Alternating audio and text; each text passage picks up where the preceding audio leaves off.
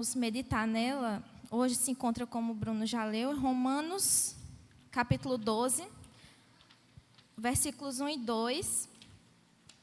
São versículos bastante conhecidos pela igreja, em que Paulo, repetindo, ele diz o seguinte: rogo-vos, pois, irmãos, pelas misericórdias de Deus, que apresenteis o vosso corpo por sacrifício santo, vivo e agradável a Deus, que é o vosso culto racional. E não vos conformeis com este século, mas transformai-vos pela renovação da vossa mente, para que experimenteis qual seja a boa, agradável e perfeita vontade de Deus. Amém. Meus queridos, essa passagem aqui se encontra no livro de Romanos, capítulo 2.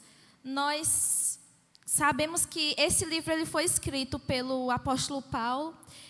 E o livro de Romanos ele é um livro muito interessante no sentido de que ele traz a respeito daquilo que Jesus veio fazer aqui na terra, que foi morrer naquela cruz do Calvário para nos dar vida eterna, sabendo que a salvação somente é pela graça, é pela misericórdia de Deus. E Deus nos concede ela como um presente. Um presente Ele nos dá mesmo sem merecermos, porque não é pelo bem que fazemos, não são pelas obras que nós realizamos, mas é totalmente pela graça, porque nós sabemos que o homem ele estava separado de Deus, e é o que Paulo vai falar do capítulo 1 ao capítulo 11. Ele vai falar a respeito das doutrinas cristãs.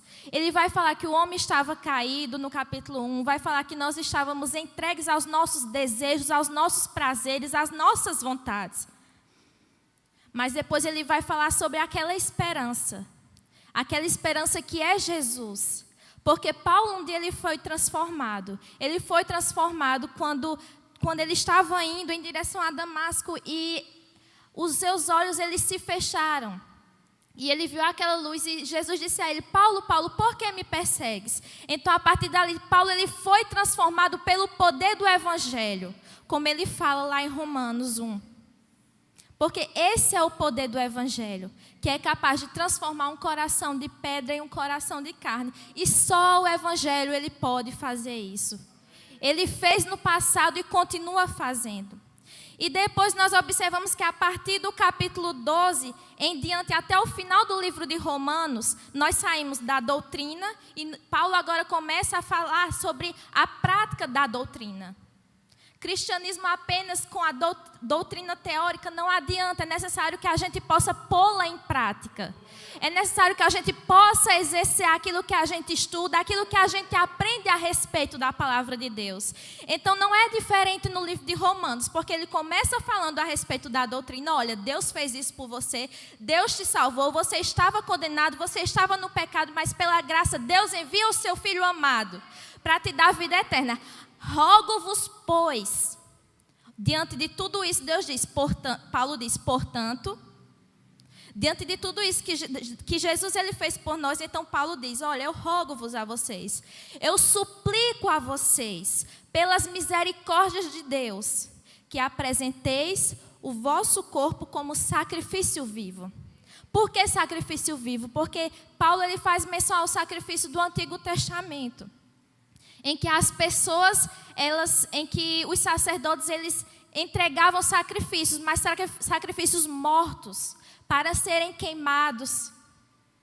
E assim, o pecado daquelas pessoas, eles serem perdoados. Mas agora Paulo diz, rogo-vos, que vos apresenteis como sacrifícios vivos.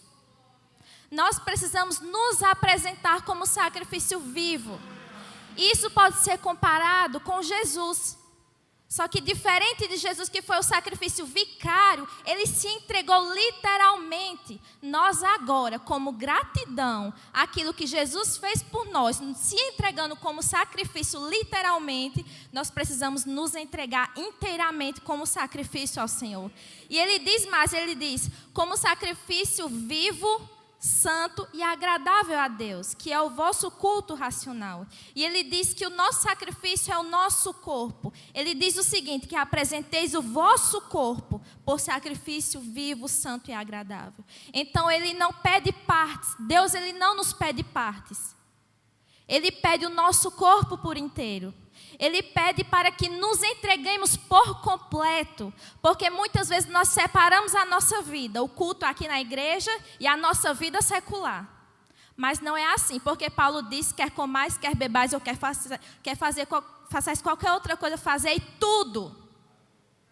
Não é apenas uma parte, mas é fazer tudo. Então, a partir do momento que eu faço tudo para a glória de Deus, eu preciso me entregar ao Senhor como sacrifício vivo a Ele, o meu corpo.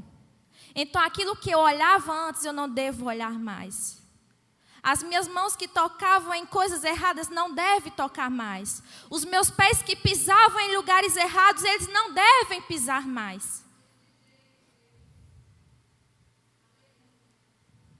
Nós precisamos realmente viver como sacrifício. E é interessante porque Paulo ele mostra a causa e mostra a consequência. Sabe por quê? Porque ele diz, olha, se você se entregar como sacrifício vivo ao Senhor, Ele vai renovar a sua mente. E você não vai se conformar com as coisas desse mundo. Você não vai se conformar com o pecado, com as mazelas desse mundo. Porque a partir do momento que você se entrega ao Senhor por inteiro, Ele passa a renovar a sua mente. Você passa a ter uma mente renovada, sentimentos renovados, desejos transformados. E Ele diz mais, a partir do momento que você se entrega como sacrifício vivo ao Senhor, e que você tem a sua mente renovada, você passa a experimentar a boa, perfeita e agradável vontade de Deus. Então, meus queridos, um problema que nós observamos no meio evangélico são as pessoas desesperadas em saber a vontade de Deus. Ai, porque eu quero saber a vontade de Deus. Ai, porque eu procuro saber o que Deus quer para mim. Ai, porque eu preciso saber qual o carro que Deus vai me dar, qual a pessoa que eu vou me casar, qual o ministério que Deus me chamou, qual o chamado que eu vou ter. E o crente ele se pega nessa situação porque eu preciso saber buscar a vontade de Deus. Eu preciso entender o que Deus quer para mim. Mas aí nós nos pegamos em conceitos errados que não estão na Bíblia. Aí vocês podem estar se perguntando, mas Ana Lívia, que conceitos errados são esses? O primeiro conceito é que muitas vezes nós achamos que Deus ele esconde sua vontade do seu povo. Nós achamos que Deus ele está ali, a gente está brincando com o Senhor de esconde-esconde. E Deus está escondendo a sua vontade e a gente procurando, cadê a vontade de Deus? E a gente acha que quanto mais a gente for santo, quanto mais a gente orar e buscar e jejuar e ir na igreja, aquela coisa, aí Deus vai mostrar a vontade, porque eu vou merecer. Então, muitas vezes nós caímos nessa situação, nesse erro que não é bíblico. Outro ponto também que nós precisamos entender é que a Bíblia, ela não é um livro de horóscopo ou de adivinhação. Muitas vezes as pessoas abrem a Bíblia e dizem, eu preciso ver o que é que Deus tem para mim hoje. E aí abre no versículo uma coisa totalmente fora de contexto, achando que é a vontade de Deus. A palavra de Deus ela é para ser lida, ela é para ser entendida. Ela não pode ser vista como um livro de adivinhação. Outra coisa também errada, vista no meio evangélico, são as caixinhas de promessas. Então, essas caixinhas de promessa, as pessoas elas tiram um versículo e dizem, eu vou ver o que é que Deus tem para mim hoje. E é só promessa, não tem coisa ruim. E aí você diz, não, é isso que Deus quer para mim. Outro ponto que nós observamos são profecias. Profecias, entre aspas. Essas profecias, elas não devem ser o veredito final sobre nossas decisões. E muitas vezes acabam sendo. Eu tenho certeza que se aqui fosse um culto com um profeta de longe e ele viesse trazer profecias, trazer revelações, a igreja estava cheia. Porque as pessoas elas estão procurando isso, o que Deus quer para mim, em pontos específicos. Então, nós precisamos entender que as profecias não devem ser o veredito final sobre nossas decisões. E outro erro também é que muitas pessoas entendem que o pastor é aquele que vai desvendar a vontade de Deus em sua vida. E eu tenho certeza que se for perguntar ao pastor José Maria e a tantos outros pastores, muitas vezes os aconselhamentos pastorais são em relação a isso. Porque está em dúvida naquilo ou naquilo, em saber o que Deus quer para a vida. Mas nós precisamos entender que o pastor não é aquele que vai desvendar a vontade de Deus para conosco. Aí, diante de tudo isso que nós observamos, diante desses conceitos errados que nós acabamos de desconstruir nessa noite, nós precisamos então entender como posso entender sobre a vontade de Deus para a minha vida. Porque como está escrito, ali se Romário puder passar, é errado dizer, devo descobrir qual a vontade de Deus para a minha vida. Porque Deus ele não está brincando de esconde-esconde com a gente. Para que a gente possa tentar saber o que Deus quer para mim. Então aí eu pergunto a vocês, como então eu posso entender sobre a vontade de Deus para a minha vida? E o primeiro ponto que nós observamos nessa noite é que você só pode entender sobre a vontade de Deus na sua vida se você for uma pessoa salva. Como é que eu posso entender a vontade de Deus na minha vida se eu não sou uma pessoa lavada e remida pelo sangue de Cristo? Como é que eu posso entender o que Deus quer para mim se eu não tenho o Consolador, o Espírito Santo em minha vida que vai me guiar, que vai guiar meus pensamentos, que vai guiar minhas ações, que vai renovar a minha mente, que vai transformar e não vai permitir com que eu me molde às coisas deste mundo, que eu não me conforme às coisas deste século? Então é simples. Primeiro, nós precisamos ser salvos. Primeiro, para entender a vontade de Deus, primeiro é necessário que você seja lavado e remido pelo sangue de Cristo. E é interessante porque quando Paulo, olha só, quando Paulo ele vai escrever esse capítulo, ele está se referindo a pessoas descrentes? Não. Ele está se referindo à igreja de Roma. E ele diz, rogo-vos, pois, descrentes, rogo-vos, pois, incrédulos. O que é que ele diz? Rogo-vos, pois, irmãos. Então, o primeiro ponto é que você só vai entender a vontade de Deus na sua vida, compreendê-la, se você for uma pessoa salva, transformada pelo poder do Evangelho.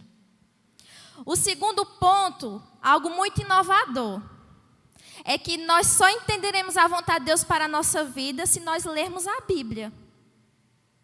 Se nós lermos realmente a palavra de Deus. Se nós meditarmos nela, não é novidade? Isso é ironia, tá, gente? Mas é verdade. Nós precisamos realmente nos debruçarmos na palavra de Deus. Nós precisamos ler, meditar, pedir ao Senhor, Senhor, me instrui, me mostra o caminho, me mostra a direção de acordo com a tua palavra. Porque muitas vezes nós só olhamos para as circunstâncias, para as profecias, para o que o pastor, enfim, o líder vai dizer, mas nós precisamos ter intimidade com o Senhor através da sua palavra. E a palavra de Deus, amados, ela tem tantos livros, e será possível que Deus não vai revelar a sua vontade através da palavra que Ele nos mandou? E é interessante porque é através da palavra de Deus que nós conhecemos a Deus. Porque a Bíblia, ela serve como aprendizado, ela serve como repreensão, ela serve como correção, serve como instrução nos caminhos retos do Senhor. Então, muitas vezes, como eu já vi uma história, para deixar algo mais claro para vocês, de uma menina que ela queria saber se o rapaz era a pessoa certa para ela. E ela chega na igreja, olha que história interessante, essa menina ela chega na igreja e ela ora, e ela diz, Senhor, me mostra se aquele rapaz é a pessoa certa para mim. Só que aquele rapaz, ele não é crente, ele é incrédulo. Isso ela ora no início do culto. E ao longo do culto, sabe o que é que o pastor diz? Olha, Existe a história, isso é o que o pastor diz nesse culto. Existe uma história de um missionário que estava numa tribo. E ele se apaixona por uma índia incrédula, que não teve um nascimento com Cristo. E então esse missionário ele fica na dúvida, o que é que eu posso fazer? Ela é incrédula, mas eu estou apaixonada por ela. E aí Deus fala para aquele homem o seguinte: por que você ainda pergunta a respeito se é da minha vontade ou não, se a minha palavra já diz que não é da minha vontade? Se a palavra de Deus diz que justo, nascido de novo, não pode se unir a uma pessoa incrédula, a uma pessoa não nascida de novo. Então a palavra é clara. Vocês entendem esse exemplo? Alguém que orava para saber a vontade de Deus, mas a palavra de Deus já mostrava que não era da vontade de Deus. Então o que é que eu estou pedindo mais ao Senhor? E aí se vão outros exemplos, profecias que são ditas que não tem nada a ver, não tem nenhum conexo com a palavra de Deus. E que talvez vocês podem ter exemplos. Outras situações a respeito de evangelismo. Olha, Deus, se for da tua vontade para evangelizar aquela pessoa, me mostra um sinal. Mas a palavra de Deus já diz que nós precisamos evangelizar. E a gente ainda está pedindo um sinal. Vocês entendem isso? O terceiro ponto, a respeito de como posso entender sobre a vontade de Deus para a minha vida, é a oração. Porque é a partir da oração que eu passo a ter intimidade com o Senhor e sinceridade diante dEle. Um grande exemplo que a gente pode ver na Bíblia é Jesus no Getsêmani. Jesus estava muito aflito, porque ele sabia que ele ia sofrer. Ele sabia que ele ia passar por uma situação adversa, porque o pecado da humanidade estava sobre ele. Ele ia sofrer um castigo físico e um castigo espiritual. Então o sofrimento de Jesus era muito grande. Ele ora ao Senhor, ele diz: Pai, se possível, afasta de mim este cálice. Porque ele foi sincero. Percebe que ele foi sincero diante de Deus. Olha, Deus, eu estou sofrendo. Minha alma está profundamente abatida. Quando ele diz para os discípulos: minha alma está profundamente abatida. Então, Pai, se possível, afasta de mim este cálice. Mas a intimidade com Deus era tão grande que ele disse: contudo, não seja feito como eu quero, mas a tua vontade. Então ele foi sincero diante de Deus. Nós precisamos ser sinceros. Dizer ao Senhor: olha, Deus, o meu coração, eu estou querendo isso. Mas eu quero te agradar. Eu quero fazer aquilo que te apraz. Eu quero fazer a tua vontade para com a minha vida, assim como Jesus fez. E nós só teremos intimidade e conheceremos a respeito da vontade de Deus para com as nossas vidas se nós realmente orarmos. Porque é na oração onde você fala com Deus e Deus lhe responde. Então nós precisamos ter comunhão com o Senhor. Nós precisamos ser sinceros diante do Senhor. E por fim, nós precisamos ter intimidade com Deus. Como diz lá em Jeremias 29:3. Buscar-me-eis e me achareis quando me buscardes de todo o vosso coração. Então, nós só iremos achar o Senhor quando nós buscarmos de todo o nosso coração. E isso é verdadeiro. E eu sou a prova viva disso. Quando nós buscamos realmente ao Senhor, quando nós nos colocamos diante de sua presença com sinceridade, com intimidade, dizendo: olha, Deus, eu estou passando por isso, isso e isso. Deus, Ele se faz presente e Ele mostra aquilo que realmente apraz a Ele. E o quarto ponto é que nós precisamos observar os desejos do nosso coração, mas com ressalvas. Vocês podem estar se perguntando: mas como assim? Eu vou seguir o meu coração? Eu vou seguir os desejos do meu coração, Ana Lívia? Se a Bíblia diz que o coração é enganoso, como é que você está dizendo isso? Que eu preciso seguir os desejos do meu coração. Meus queridos, a Bíblia diz lá em Salmos 37, capítulo 4, versículo 11. Agrada-te do Senhor, e Ele satisfará os desejos do teu coração. Primeiro Ele diz, agrada-te. Ele não diz, Ele vai satisfazer os desejos do teu coração. Mas a partir do momento que nós nos agradamos do Senhor, a partir do momento que nós realmente temos comunhão com o Senhor, quando passamos realmente a fazer aquilo que lhe apraz, aquilo que está na palavra de Deus, o nosso coração ele é moldado segundo a vontade de Deus. A nossa mente ela é transformada, como disse Paulo, capítulo 2, versículo 2. E os nossos desejos carnais, os nossos desejos eles passam a ser transformados. E o Espírito Santo de Deus que habita em nós passa a moldar os nossos desejos. E nós passamos a ter a mente de Cristo. Um exemplo é Paulo. Quando ele fala nas suas cartas o grande desejo que ele tem no coração de evangelizar. O grande desejo que ele tem de ir aos confins da terra, não aqueles lugares que o evangelho já tinha chegado, em que haviam igrejas implantadas, mas o desejo que ele tinha no coração de ir para os confins da terra e anunciar o reino de Deus. Nós observamos que Paulo era salvo. Nós observamos que Paulo tinha uma vida em comunhão com Deus em palavra e oração. Ele tinha uma vida de comunhão em palavra e oração. Então os desejos do coração de Paulo estavam em conforme com a vontade de Deus. Vocês entendem isso?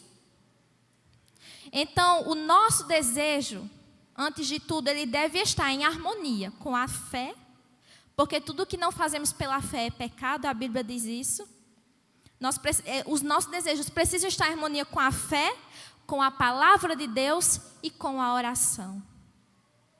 Então, estando a harmonia nesse tripé, nós saberemos que realmente aquilo provém de Deus. Porque, como disse o salmista, agrada-te do Senhor, e Ele satisfará os desejos do teu coração. Amém, igreja? E outro ponto que nós observamos em como posso entender sobre a vontade de Deus para a minha vida são conselhos. Mas, Ana Lívia, como assim conselhos? Um grande exemplo nós observamos na vida de Roboão. Roboão, que era filho de Salomão, e Israel naquela agonia, porque eles estavam sofrendo as mazelas, a escravidão, aquela situação difícil. E eles chegam até Roboão pedindo clemência, pedindo misericórdia. E Roboão podia ter duas opções. Ou ouvir conselho de pessoas sábias, pessoas com experiência, ou ouvir conselhos de pessoas, de jovens que apenas lhe bajulavam.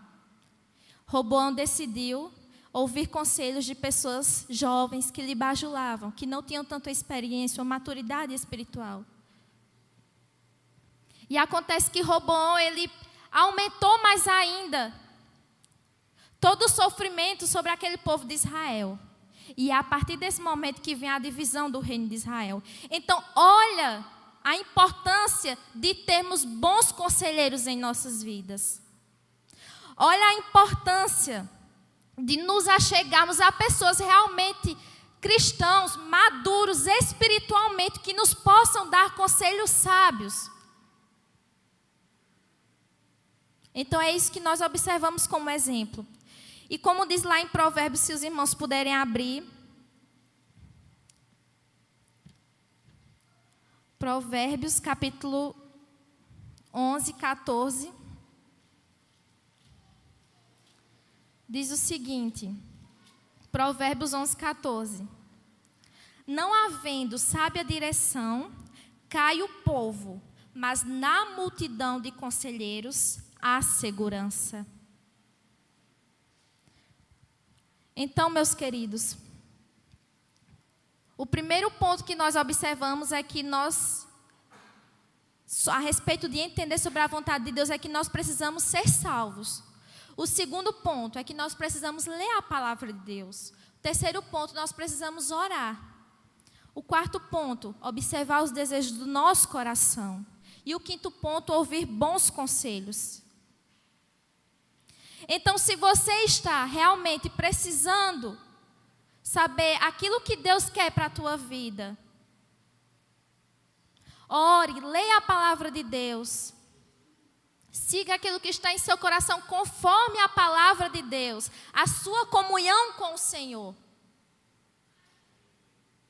E vá atrás, ore primeiro e busque pessoas, peça sabedoria ao Senhor para que Ele coloque em sua vida pessoas com bons conselhos, pessoas maduras espiritualmente que já passaram por determinada situação e que podem te ajudar nessa caminhada cristã. Afinal, a palavra de Deus nos fala que nós somos corpo e corpo deve andar em união.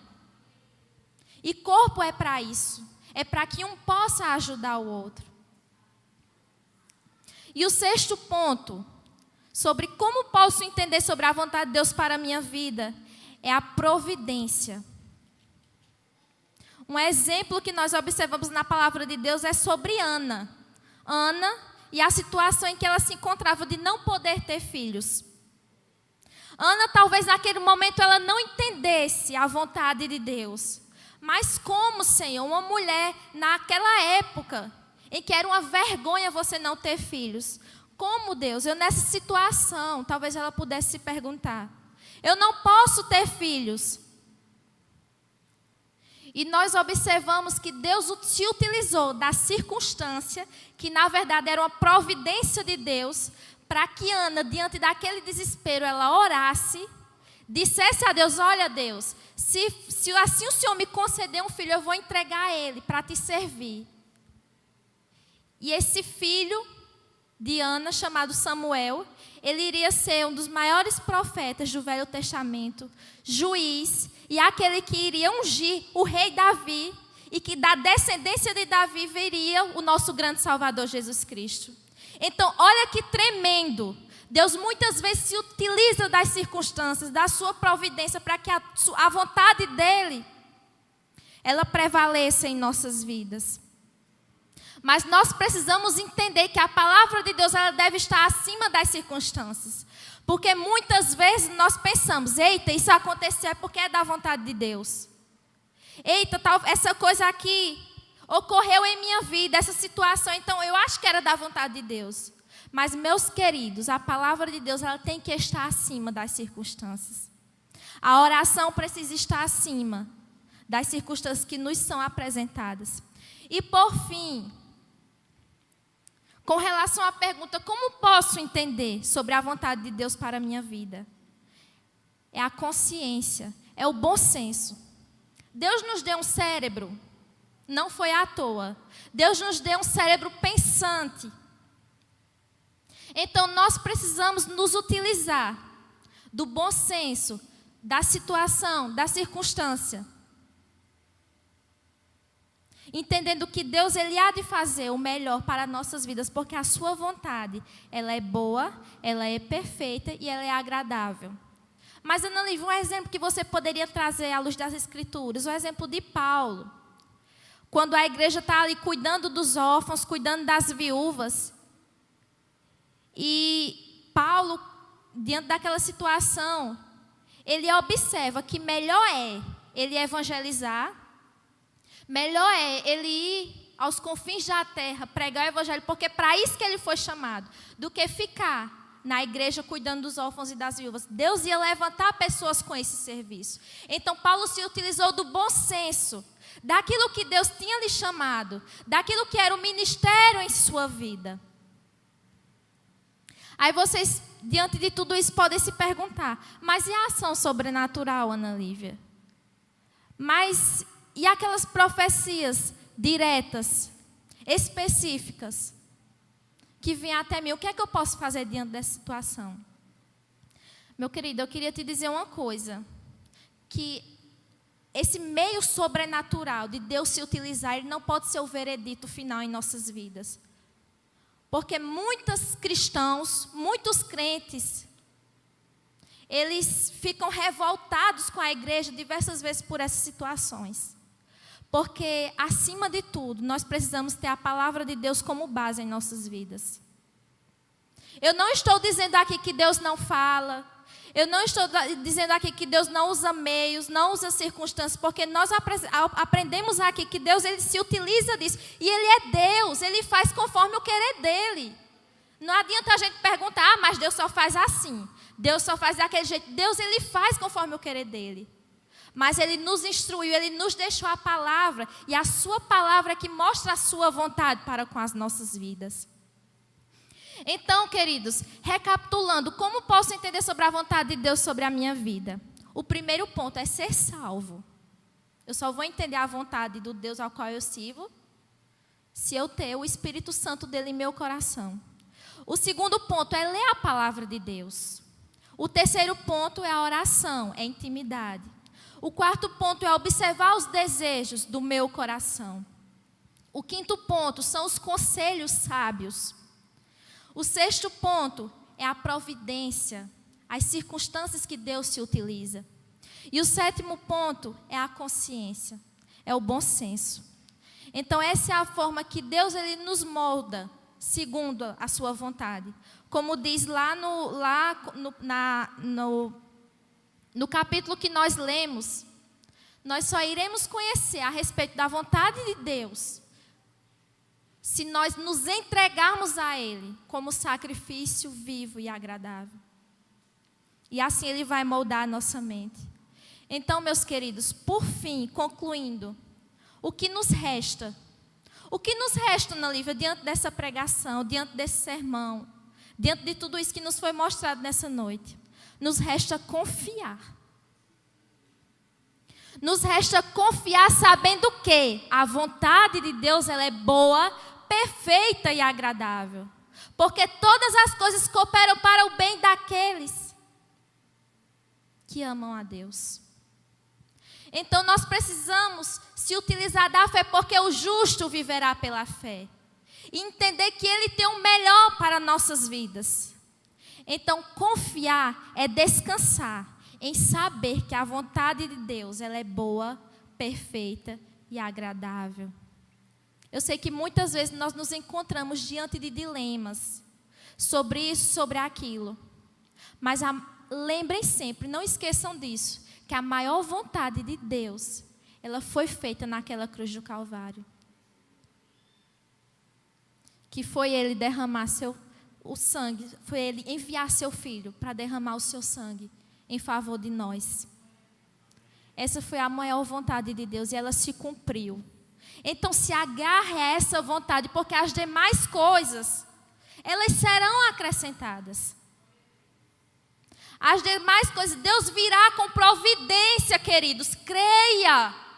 Todos nós temos os nossos dilemas, eu tenho os meus, cada irmão tem o seu. Cada um sabe onde o sapato aperta, as indagações, os sofrimentos, os choros no meio da noite, no meio da madrugada, chorando ao Senhor sem entender por que isso, por que aquilo, Senhor. Mas confia, descansa que Deus está no controle de tudo. Porque esse é o nosso Deus. Então, em suma, eu queria que Romário, por gentileza, colocasse a conclusão a respeito disso. Que a gente pudesse levar em nosso coração. E sair daqui entendendo que a vontade de Deus ela é boa, perfeita e agradável, que nós precisamos realmente confiar no Senhor. E diz o seguinte: não devemos pedir para que Deus nos mostre a sua vontade. Devemos pedir para que Deus nos molde segundo a sua vontade. E para isso é necessário que nos ofereçamos como sacrifício vivo ao Senhor. É como o pastor Zé Maria fala, nós não devemos perguntar o porquê das coisas, mas para quê. Então eu gostaria de ler com os irmãos mais uma vez, para encerrarmos. Não devemos pedir para que Deus nos mostre a sua vontade. Devemos pedir para que Deus nos molde segundo a sua vontade. E para isso é necessário que nos ofereçamos como sacrifício vivo ao Senhor. Meu irmão, a partir do momento que você realmente tem o Espírito Santo em sua vida, os desejos de Deus, eles passam a ser os nossos desejos. A vontade de Deus passa a ser a nossa vontade, porque nós nos agradamos dela, porque ela é boa, perfeita e agradável. Então é isso, que Deus possa estar abençoando ricamente nossas vidas.